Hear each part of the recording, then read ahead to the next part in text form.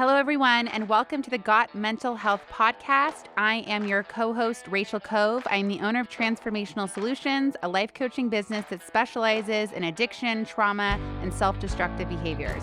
I'm an author, podcast host, group facilitator, speaker, and co-creator of the online 8-week self-development course, The Visions Program. I'm your co-host, Arthur Mogilevsky, a business entrepreneur, dad, animal activist, and owner of AM Healthcare, California's leading dual diagnosis and mental health treatment centers, focusing on comprehensive and immersive treatment experiences with a network of facilities and dedicated professionals committed to providing each and every client the intimacy of care they so richly deserve. This is the Got Mental Health Podcast, a fun, open, and safe space where we talk to experts, thought leaders, and professionals in the mental health field. Our goal is to educate, inspire, and empower people to take care of their mental, physical, emotional, and spiritual well-being. Join us weekly to hear Arthur talk like this as we talk all things mental health. Follow us wherever you go to get your podcasts. And don't forget to rate and review as it really supports our show. Thanks, guys. And keep listening to Arthur.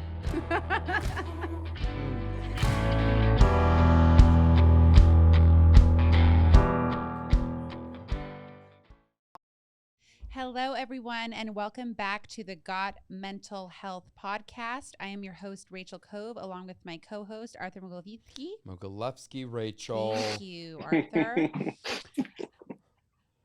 Today, I have the honor of having Pasha Palanker on our show. Pasha is a corporate trainer and speaker on the topics of emotional resilience, mental health, overcoming obstacles, thriving through adversity, and staying calm under pressure. Pasha is a 2-time recipient of the Purple Heart for wounds received in combat.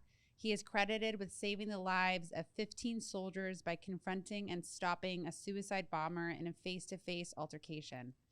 Pasha is on a mission to break the stigma associated with mental health treatment. He is helping organizations address the current nationwide mental health crisis by openly sharing his journey from the high of being an elite warrior to the rock bottom of emotional breakdown and then back to recovery. Welcome to the show, Pasha, and thank you so much for your service. What a phenomenal introduction. Thank you, Rachel. I'm thrilled, I gotta say. I mean, full disclosure, Pasha and I go way back. And so I appreciate, and I know how busy you are and your time. And so I really appreciate you coming on with us today. Thanks, Arthur. You know, the best part of that introduction is how much better you pronounce my last name compared to Arthur. It's an easier last name to pronounce. I think it starts with willingness. There was more willingness to pronounce it correctly. I definitely have more willingness to pronounce your name correctly. I think that introduction is so, there's so much to unpack there. There's so much going on. First of all, I just want to say thank you for everything that you've done for this country, for your family, for the world. It's such an impactful position to be in that, what you've been in. And I think knowing you obviously personally in your journey, and I know that as part of the introduction is really you've gotten to a place where you feel comfortable with your personal experience and sharing that in hopes of healing not only yourself, but giving an outlet for others that have gone through similar things. Can you go into a little bit about your background, your personal experiences, your journey, because that it can be so helpful to so many listeners and so many people out there? You know, the first thing I'll say is like, why am I sharing? Sure. And why it's important to have these conversations, right? And so for me, I think most people that experience trauma, they probably experience trauma when they're younger, when like some kind of abuse when they're children, and then it gets stuffed deep down, and it impacts as people grow up and get older, and then it comes out when they're way older. For me, it was a little bit different. Most of my trauma comes from combat, the things that I've seen in combat, and myself, just like many other veterans, and suicide is a huge problem in our community. And I think one of the biggest reasons why that problem exists is just lack of awareness by veteran population, or in that regard, anyone who's having any kind of mental health issues. there's just a lack of awareness of signs and symptoms of when it's time to take care of what's going on in your mind. And unfortunately, the like the impact of neglecting mental health happens so slowly and over time that you don't notice your life falling apart until you find yourself at the rock bottom with addiction, all of your relationships broken, and by the time you realize that there's a problem, sometimes it's too late. So the reason why I started to talk about it is just like probably why many people talk about it. I've been there. I don't want other people to get to the place where I was. And I think it's important to talk about the signs and symptoms. That's why it's important to raise awareness so people catch themselves before they hit the rock bottom, because the sooner you address these issues, the easier it is to overcome them. Mm.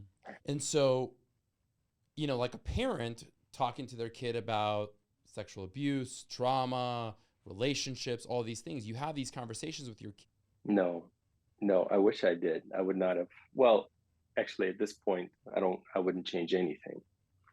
But had I understood these concepts, I would not have gotten to the rock bottom, which we'll talk about it later on. So the quick answer to your question is no. I had no idea about any of this until I started my journey to recovery. Everything that I learned about trauma and the impact of trauma, I learned through firsthand experience. I don't have any kind of psychological degree background. I don't even think I took a psychology class prior to this. So everything is from firsthand experience. And so that's not something that it's just not something that's brought up, or is it something that's avoided before going out there? I mean, it's for me, I mean, I have no experience going overseas, but I do feel like coming back, there's PTSD, there's trauma. I mean, there's so much going on. How come people aren't more educated around that before leaving? Why do you think Well, that is? I think it might be different now. Now that we've lost, I mean, if you just look at sheer numbers, how many we lost in combat in Iraq and Afghanistan compared to how many suicides happened since those wars started, I think it's like 7 to 8 times more suicides compared to combat fatalities. Wow. So it has certainly, and now people know more about PTSD and mental health, trauma, and all that stuff. But when my first deployment was in 2005, end of 2004, actually. Back then, there was nothing. There was nothing about PTSD or traumatic brain injury, which both of them have had a significant impact on my life and still do to this day. So I think even then, yeah.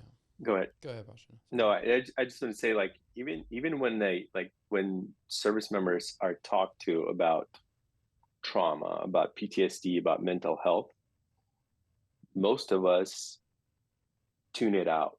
It does not apply to me. That's just how it is. Most people like that. I mean, I've done the suicide awareness training every year, but I've never thought that it applied to me. And I never thought that I would be the one that would be in the position where suicide is a real and even logical option. Right now, there's a lot more that's being done to address this issue, but even with all those things being in place, there's also something about just the human nature to where you don't think that there is a problem. And unfortunately, you don't take things seriously until things get really bad. And by then, things are so bad that you just may not come out of it. You have the military system that, and obviously I didn't serve, and this is all based off of the things that I hear of people I talk to, knowing you.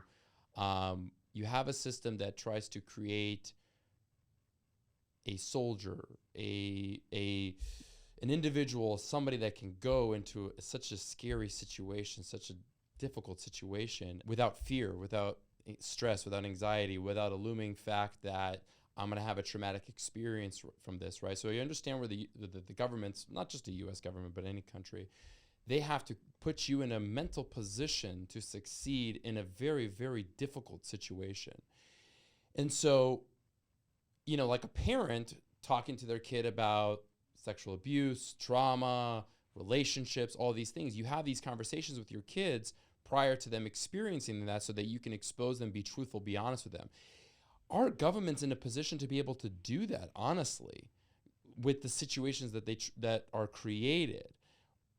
Because if you're trying to come up with the solution, I know that we know the solution. Have education, have an understanding of what trauma is, have an understanding what PTSD does to you. But is that what the system wants or can do? Go ahead, Rachel. It seems like you want to say something. I do, because I'm equally as passionate about this, because I think our system is set up for short-term success. And I think people are not educated enough to understand that PTSD and trauma is a lifelong healing journey. And the symptoms of it might decrease from a level 10 to a level 5, but then sometimes there could be, you know, in a sense, like a relapse or whatever. And it's designed to only really help people, I think, for short-term success. I mean, would you agree, Pasha? So I'm just going to take both of your questions and then just address them from my perspective. I'm no Please. longer in the Army, so I this is just my opinion being around all of this stuff. I think that our leadership is trying. They're trying to address, they're trying to educate. The problem with mental health is that most people don't think that they fall into the category that their mental health should be addressed. I think that's what it is. As part of being in the military, you're expected to be mentally tough, and there's a lot of things, especially in the special operations community. You're supposed to tough it out through difficult situations, and there's the similar approach that it comes to mental health. It's like, nah, I'm good. So for me personally, my first deployment was 2005. I didn't ask for help until I hit my first rock bottom in 2015. And so it took 10 years. The first 5 years, I was just completely unaware of, like, I don't think I have PTSD, because what I thought PTSD was waking up screaming in the middle of the night, like sweating from nightmares. I didn't have any of that. I had a lot of anger, and I was isolated a lot just because I could relate, because of the traumatic experience I went through. I couldn't relate to people around me. But I didn't think I had PTSD. All the people that I served with were very similar to me. So I had no problem. If I didn't have a problem, then I didn't need to do anything about it. So first 5 years, I was just not aware that there was a problem. But that's when I really should have addressed it. Then after that, it got to a point where, like, there's probably something there. There's a problem, but it's just gonna go away. It's gonna heal on its own. So then there was like kind of a denial. And then when I finally got to a point where it's like, I have a problem, I was afraid of looking mentally weak. I was afraid of the stigma that's associated with mental health treatment. I was afraid of losing my job. I was afraid of losing my security clearance. I was afraid of a lot of things that turned out not to be true, not one of them. So I think those are the three biggest obstacles in the military, and I think in general. There's just lack of awareness, then there's denial, and then there's fear of stigma associated with mental health treatment, which is why it's important to have these conversations like we're having today.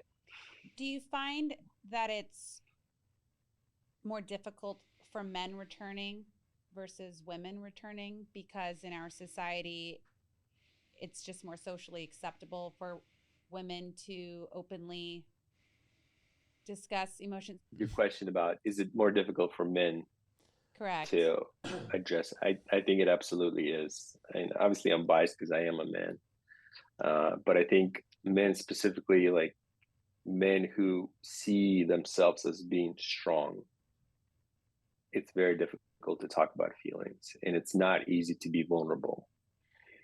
But I'll tell you from my firsthand experience, ever since I started to open up and be vulnerable, it's not enough to say that I got support, but people see a lot of strength in me being able to show my vulnerability and to talk about the things that I'm experiencing in order to help others. So I think naturally it is harder for men to open up and talk about their feelings. Men don't do that. Well, I think also, I mean, you have an illustrious resume in the service and, you know, for all the things that you've done. And so for somebody to come from a position that you've come from at that high caliber, at that high level, and to be vulnerable is such an inspiration to so many people. Because if, you know, again, if I'm looking at it from the outside perspective, if that guy can feel comfortable in coming out and saying something, there is absolutely no reason I shouldn't be able to do that as well. And so I think that's what part of the inspiration and admiration that I have, and a lot of people I'm sure have for you. You said that was like a 5 to 10 year journey for you until you came to that recognition.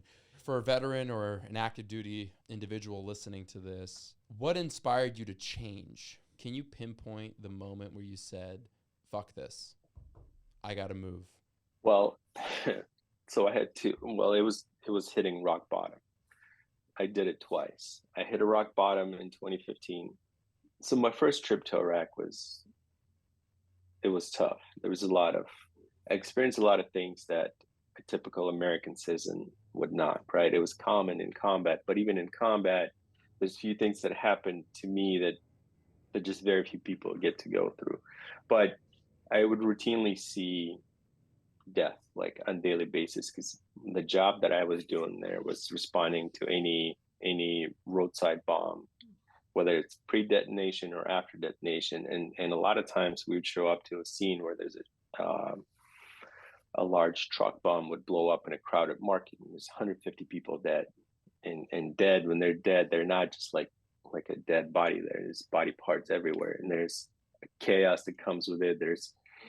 There's people running around looking for somebody that they knew there. There's mothers looking for their children. It's just a lot. And then the sound, the sight, and the smell that comes with it, it's not something that normal to experience, at least in our world.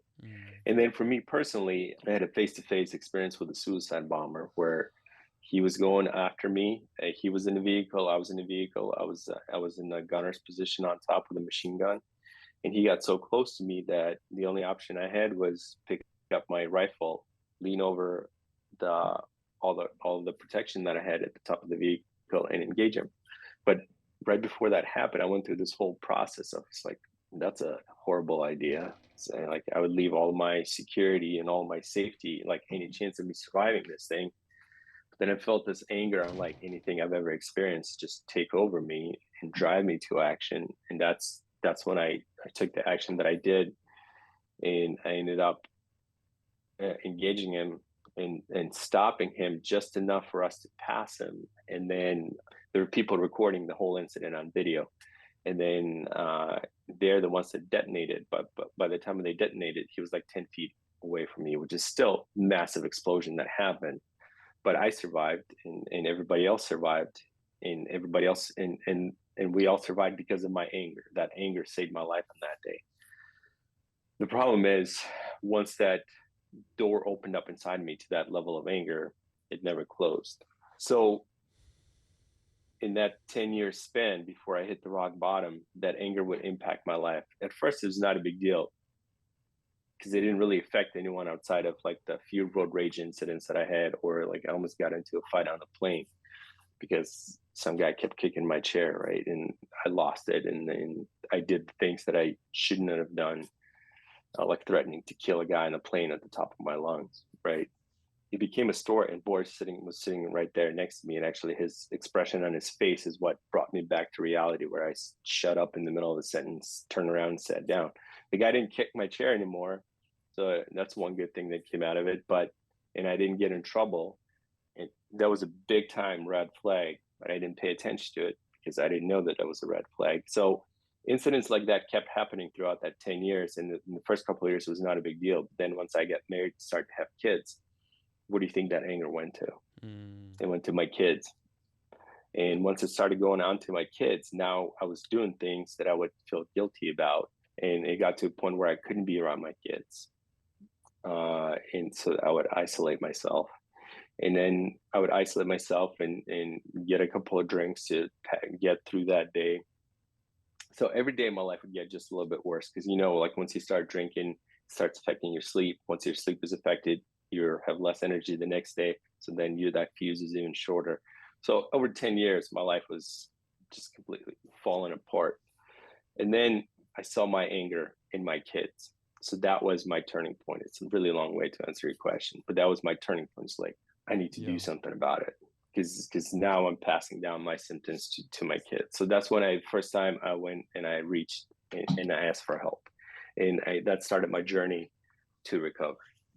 Pasha, Yeah. I started crying as you were talking because it's so unreal what you've experienced. And I, from the bottom of my heart, just thank you so much for what you've put yourself in to protect others. And I feel angry about what you've had to go through, and I feel angry about what people are going through in war. And when you returned here and you were able to acknowledge that your anger was a symptom of something that was much deeper, I think that's really powerful, because I think that that's something that's measurable for people to see as, oh, yeah, that might be something to look at. Like, I'm not just angry because I'm human.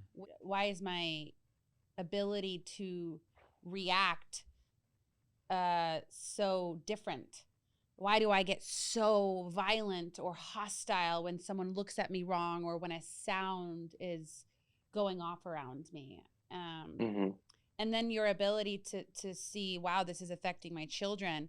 I think that's your courage for you to see, like, wow, this is affecting my children, and that was a motivator for you to change. There's a lot of parents that don't do that, and it's like you're just like this superhero on the screen here. He is a superhero. You really are. You're just a real life superhero.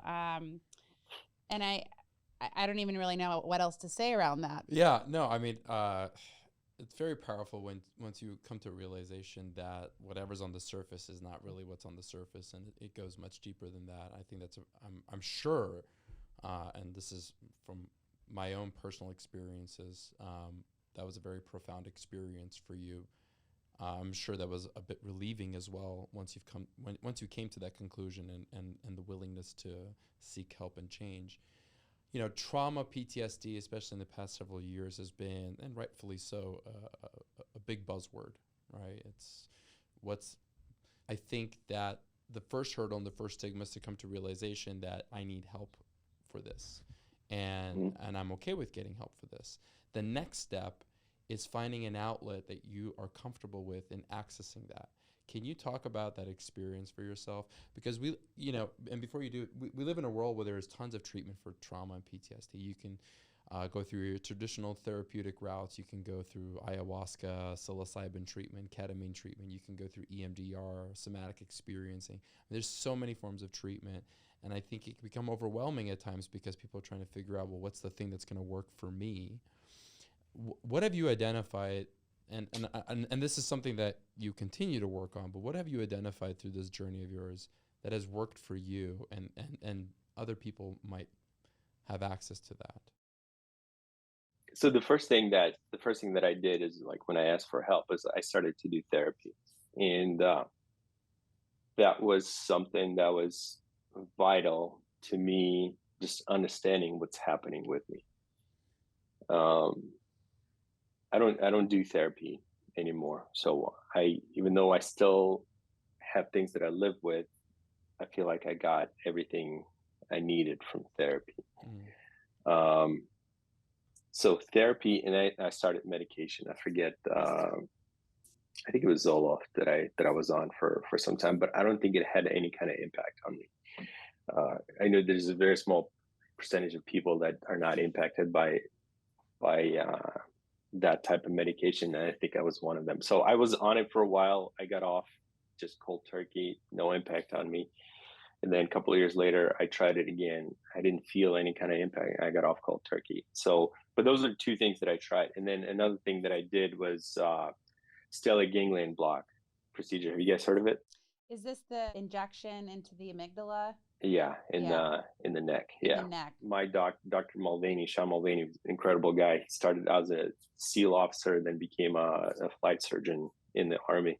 So he was my doctor, and he was in the middle of like basically experiment trying to figure out if this thing working or not. So he offered for me to try it, and it worked well for me. It just, when I was living with a lot of symptoms and not addressing them, it felt like I was carrying a lot of tension, just a lot of tension, just like eventually became suffocating tension. Like felt like 245 plates on my chest all the time, which made me very irritable, very short fuse for my anger to come out. So when I would get that shot in the neck, and I've had it done 4 times now, it would relieve that tension. It would make me feel like happy go lucky for a while. And I would use that space. It's temporary. First time, I mean, you can do them every 3 months. I think the first time I felt pretty good for 6 months. Then another time I did it, I felt good for 2 weeks. But either way, at least it gave me a 2 week relief. So, and I would only use it when I would find myself in a place where there's nothing, I need something to get some kind of breathing room. So then I would use that breathing room to get back into my self-care routine. But that was a couple of years down the road. But in the beginning, it was therapy and medication, which medication didn't do much, but therapy helped me. And then at the end of the 2 year process, I got to go through a 4 week intensive treatment for PTSD and traumatic brain injury. And that was really helpful. And the most helpful thing about it is just understanding what's happening to my mind and body physically because of the trauma that I've experienced. So with that understanding, I was able to find things that worked for me. And outside of the stellate ganglion block, none of it was instantaneous. I would say most of my recovery is built on the smallest of habits. It almost sounds stupid. That's beautiful when I bring them up. Yeah. But they're the smallest and the simplest things that are responsible for the biggest impact on my life. That's outstanding. Yeah. You wrote something on LinkedIn recently about emotional pain and emotional wounds, and you just brought it up right now in the smallest little things. I really want this to be helpful to the listeners that are out there, right? Can you talk about how does Pasha take care of himself? Like, what are some of those little things? Because that can be so helpful. You know, it's like what self-care. Oh, that's a bunch of bullshit. Like, no. What is self-care for Pasha? Like, what does that look like for you? Before I talk about self-care, let me just tell you how I discovered it. Yeah, right. Please. So in 2015, rock bottom, I went out and asked for help. I started to get help. I started to get better. 2015, 2017, I started to climb out of the hole. I actually felt so well that by then we had 3 boys, and I was done having kids, but my wife wanted to try for a girl, and but I was refusing to, just because of all the stuff that I was experiencing. But then I just felt so well. I was like, well, you just put up with me for the last 2 years, the horrible person that I was, and this is really important. So let's try again. So like I felt well enough to try for another kid, would turn out to be a boy anyway. That's how well I was feeling. So we tried, and we got pregnant, and we had another boy. But then there's complications in her pregnancy, right? So that added some stuff on me. Actually, she ended up almost dying twice after delivery, which brought more trauma. It's a whole different conversation there. But then a couple of my friends committed suicide. Then I almost killed myself on a parachute jump, which was all my fault. I did something stupid, just like stupid things people do on motorcycles. I did same thing with a parachute. I ended up hitting the ground at like 30, 35 miles an hour. After that happened, Army was like, you're done. You're not suitable for duty. You're going to be medically retired. So now I'm being pushed out of the Army. And so all these things start to stack up on me, and I stop doing those little things that made me feel better over the past 2 years. The only thing that actually kind of kept me going was being around people like myself that have experienced the things that I've experienced. And then COVID happens. And when COVID happens and I'm going through med board, I don't show up to work anymore because I'm done. I can't go to any more veteran events. My wife and kids are at home, which my kids, I had a lot of head injuries from those explosions, and I'm very sensitive to light, noise, and movement. So now I'm at home and there's chaos happening around my house, and I just don't have the ability to take care of myself to do those little things. So I start spiraling so quickly. I end up hitting this rock bottom, and it's by far much worse than what happened to me in 2015. I can't sleep. Like, I would only sleep 30 minutes at a time. I was basically in a fetal position for probably 2 months, not knowing what to do. And then my mind just started to go numb. It just started shutting down. I felt suffocated by all of that stuff, all the things that happened around me. I felt very guilty about not being there with my family. And then that's the place where suicide became like a very real, logical, even logical options. Like, well, just the world's better off without. There was something in me. There was two things. I didn't want to leave my kids without a dad, and suicide felt like me quitting. And quitting is just not something that we do in the special operations. So I didn't know what else to do. I drove myself to ER, where I got admitted, and then I got taken up to the psychiatric ward, and I spent very miserable time there. Just, it was not a pleasant experience, but it was a life-saving experience because I was safe there. I couldn't do anything to myself. It's literally, there's not even door handles on doors, because so you don't hang yourself on them, right? There's like, it was everything. Like, there was no way. They hated me there, by the way, because I was not a like compliant patient. But it got me through. It got me through that time. And while I was there, I asked for that shot, and I got that shot, and that shot fixed my sleep. And when my sleep getting better, I just was able to recover, and I came out. So I came out of it. I was still not feeling well. About a week went by. I'm still feeling a lot of pressure, and I got this like crazy urge just to go run. So I went on this trail that's next to my house that's 160 miles long. I texted my wife, I got 8 hours of daylight. I'm going to run 4 hours, and then I'm going to come back. And if I don't come back, call the police and tell them this is where I went. So that's what I did. I went out and I stumbled my way back. I barely made it. I ended up covering 35 miles without any kind of training. First run. Nothing. Luckily, I brought a Camelback, and there's wells along the way. You pump water. So that's what got me through. And I had like 4 Cliff Bars. 4 Cliff Bars. Yeah. But when I got home, I felt at peace. Wow. For like a week, I felt at peace. So that gave me something to hold on to. So a week went by. I mean, my body was destroyed after that, but after a week I recovered, and then that tension started to come back. When it came back, I would go for a run. So running became my one thing that would help me take that tension off my chest. It will allow me to process whatever is going on in my life, and that became my lifeline. Wow, that's beautiful. So that was the first thing that it wasn't an advice that was given to me. It's just something I was paying attention to, what I'm feeling, whatever's going on, and I just listened to that.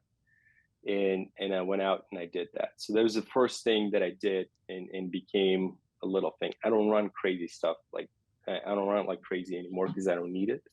I still, go running once a week, but it's not.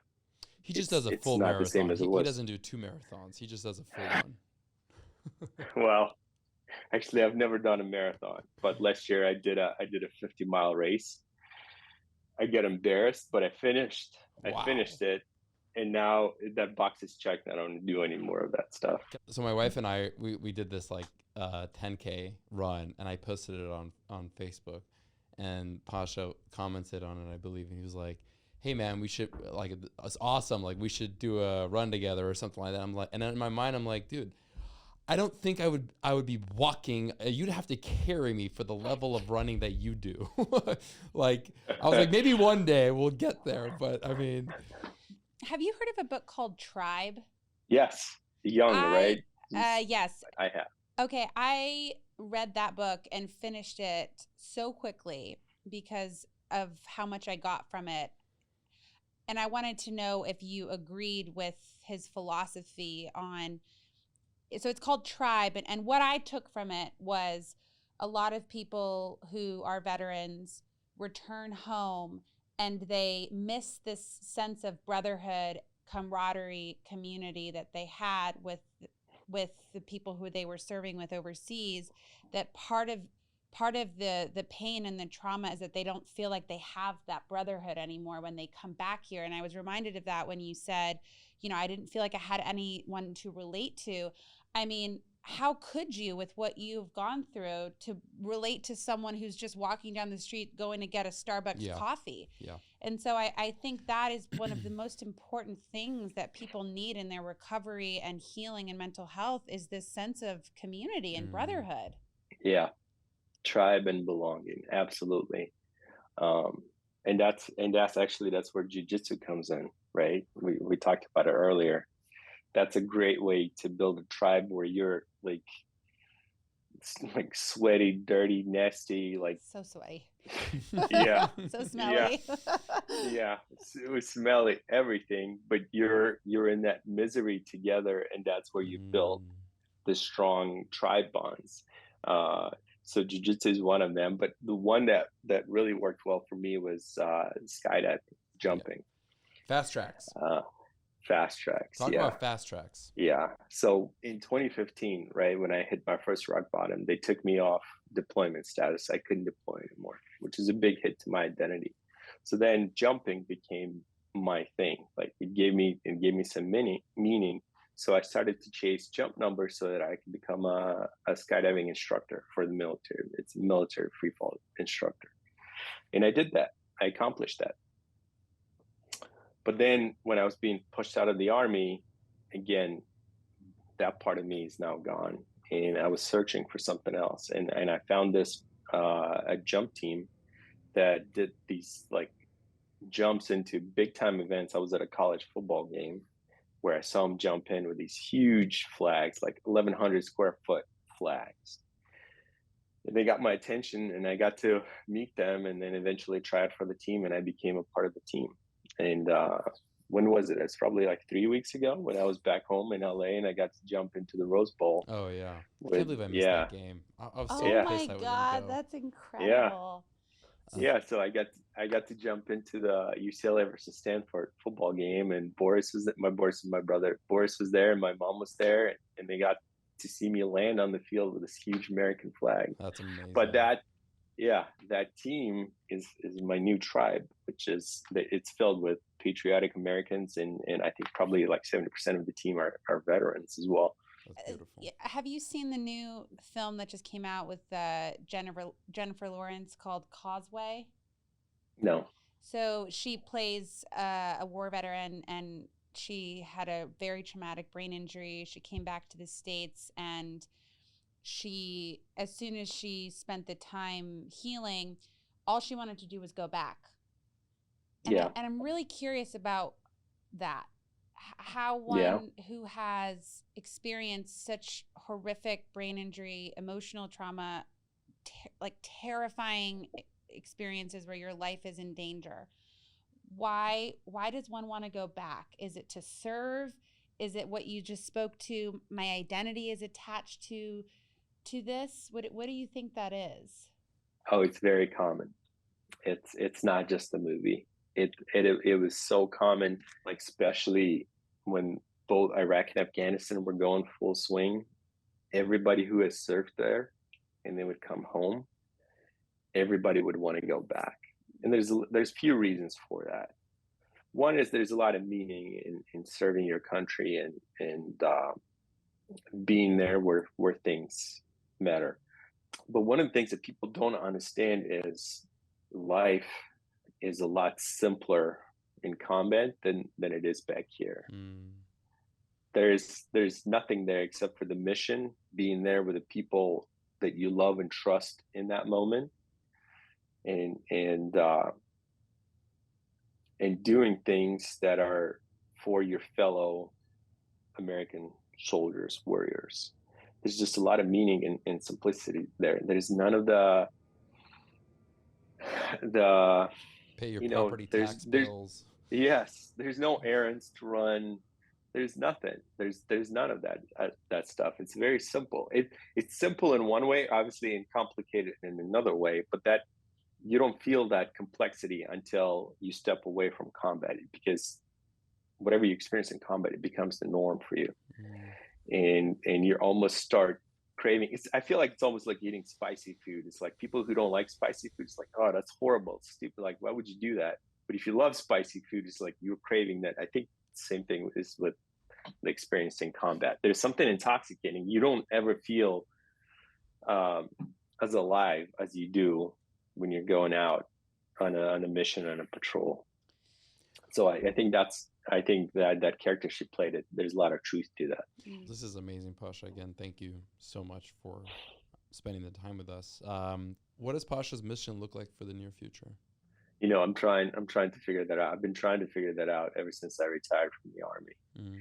I think it's going to continue to evolve around having conversations about mental health, because it applies to everyone. Like anyone who deals with stress, which is every human being, can benefit from taking care of their mental health, from stopping neglecting their mental health. Every aspect of life is affected when mental health is neglected. It's physical health, it's emotional health, it's relationships, it's performance at work. Everything is affected by mental health. So that's where my future is. It's continuing that conversation. I'm probably going to do some more jumping. Nice. I'm hoping I can come to actually one of those games. Yeah, that's so cool. I'll be like, I know that guy. I might have a couple more questions, but I just wanted to validate and speak to something. You had so much healing by going on an 8-hour run. That doesn't mean everyone else has to go on an 8-hour run, but I also want to encourage people that a huge part of healing and getting well mentally and emotionally is physical exercise. It's physical health. It's all physical health. Right. I feel like sometimes in our world, we're super compartmentalized, and in the treatment, and so it's like, oh, just do one thing, just do therapy, and you'll win. Heal. It's you'll like, get it. No, it's not enough. It's not enough. So I just want to say, like, the physical aspect of the healing is so important. And is that to this day a huge part of your self-care? Here's what I learned when I went through that 4-week intensive treatment, and it completely changed the way I look at my mental health. Is we all wake up in the morning, well, most people, with limited capacity to deal with stress and what life throws at you. Like, let's pretend it's a glass of water, right? And it's full when you wake up.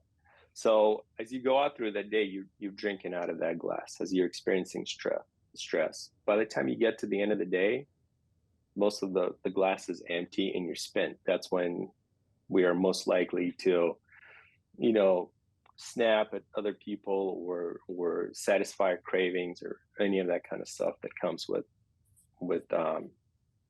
just being stressed out. When you have experienced trauma in the past or a head injury, you wake up and that glass is permanently half full. You just have less capacity to deal with life, to deal with stress. What I didn't realize is that there's a way to pour water into that glass. And the way you do that is it's exercise, and it's nutrition, and it's sleep. And the reason why nutrition is important is when you eat a bunch of junk food, which unfortunately is what we crave when we're stressed out, when we feel bad about yourself, when we're struggling emotionally, we reach for salty, sugary snacks that make us feel better in the moment. But it's also much more difficult for your body to process all of that stuff, right? So that takes away some of that energy that you would have to deal with stress. Wow. So that's how that cycle perpetuates itself. The cycle of self-destruction, when you feel like crap, so you're going to reach for stuff that makes you feel better in the moment, but then the next day you're just going to be just a little bit worse off. Same thing is on the flip side, is if if you do the things that make you feel better, then the next day you're going to be just a little bit better. And the day after that, just a little bit better, a little more better. And then before you know it, you start moving in the right direction. And that feeling of progress, that's what you want to go for. You're never, if you're struggling right now, if you're in that rock bottom, you are not going to just snap your fingers and be all fine. All you want to try to achieve is progress, just to feel like you're just a little bit better today than you were yesterday. And that it becomes intoxicating. And then it encourages you to like, well, what's something else that I can do that's simple that I could do? Like the thing that I did besides running, right? Running was like my lifeline. But after that, it was like, well, what else can I do that I could just show up for myself, that I have no excuses, that I can't blame on the weather or situation? And it was journaling. Just because I read about it in a podcast, or I heard like a lot of these successful people, that's what they do, right? So, hold on, I'll just show you that this is not like these are all my old journals, right? And there's probably another 10 of them in the drawers. But the way I started at first was like, I just would write down today's date. It's like, there, I showed up for myself. I did something, and that's it. And as the 2 weeks goes by, and then I'm like, well, this happened today, and why did that happen today? So I would process whatever happened, right? And then it became a tool, and now it's a huge part of my life. And then, like we were talking about it earlier, Arthur, is like, what are the simple things that I do to change my life? That's it. And once journaling became part of my process, then it was like I started making my bed. Like I never thought I'd be the guy to make my bed, right? But I just like I would pay attention to what's going on inside of me, and then it's like, well, what's the next thing? It's like I would just make my bed, and then every time I go and before I lay down, and then like I just feel good about it. It's like I did something for myself, and that's where progress is built on these little stones make up this foundation that nothing can shake me out of it right now. Journaling is the window to your subconscious, right? It's the things that you are not thinking about consciously or even know that it exists, but they live there. And the ability to write it down gives you a clear picture of what's really going on in your life. And that's beautiful that you found that. I think that's, I mean, I know it's hard for people like, I don't want to write anything. Like, it's stupid. It sounds stupid. I got to go to Staples and buy a journal now. Like, but there's so much power in just putting your subconscious thoughts on a piece of paper, because that's truly what it is. It's not what you're thinking in that moment you're going to be writing down. It's what you're truly feeling just in general as a whole, deep down, that's going to come out. I started doing that myself. The moment I started, I couldn't stop.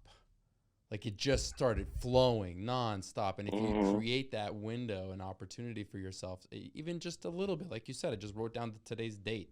That was enough for me to say, okay, I recognize that I'm starting, right?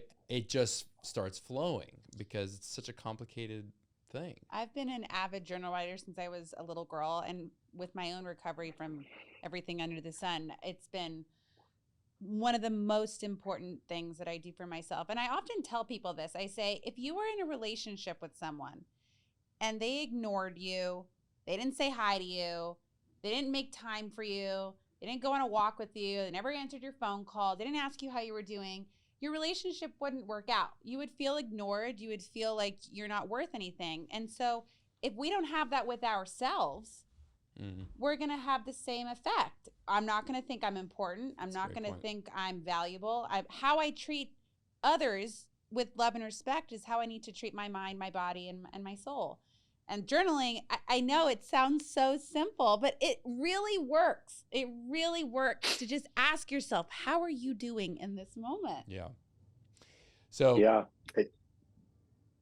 go ahead. Let me just say one more thing about journaling. Please. One of the things that I did not expect is, like, you ever wake up in the middle of the night and these thoughts are running through your head and you can't sleep? Wake up. I don't even have the luxury of going to sleep. I have to just sit there. But what is the answer to that? It's journaling. Yeah. I noticed that I started to write before bedtime, like everything that's on my mind, my sleep improved 100%. drastically. I will say that drastically. I do it on my phone. I'm sorry, guys. I hate to admit it. I don't put pen to paper. Well, you're missing out. I know. You're missing out. I put thumbs to keys. Do you really? I do. You journal on your Yeah. phone? If I can't go to sleep, I start listing all my thoughts on Better my delete phone. whatever's Oh, I don't on your delete anything. notes. I show it to everybody. Pasha, I can't say I speak for both Rachel and I that we've loved having you here, and we will 100% need to have you back on and grace us with your presence. We thank you. We typically ask one last question to all of our guests. Taking what you know now, if you can go back in time 15 years, what would you tell Pasha of old?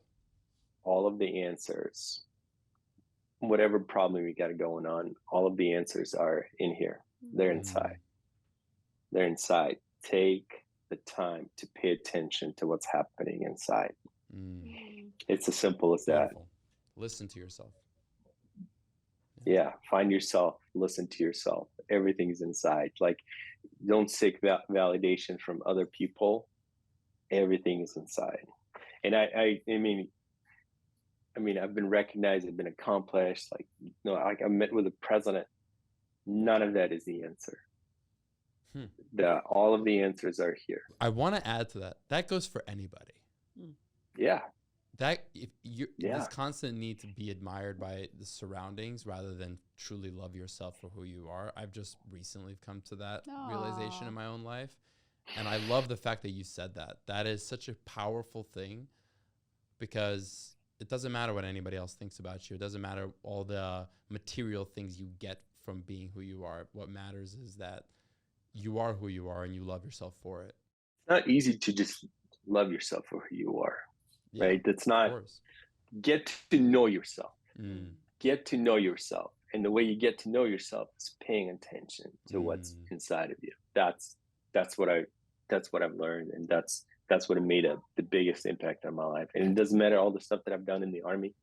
Nothing has made me feel as strong as looking inside. And this is why I feel grateful for all of the struggles and all of the rock bottoms that I've hit, because that's what forced me to look inside.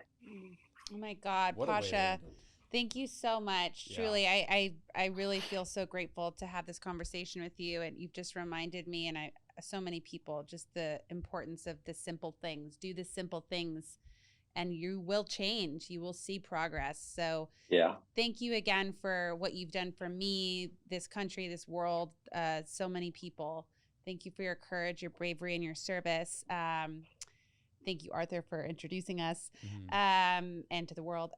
Again, I just wanted to thank all of the listeners for listening to Got Mental Health. We always appreciate your support. So please rate, review, and follow us on Apple Podcasts or wherever you listen to the show. And we will be back next week. Thanks so much. Thank you, guys. Thanks, guys. Thanks.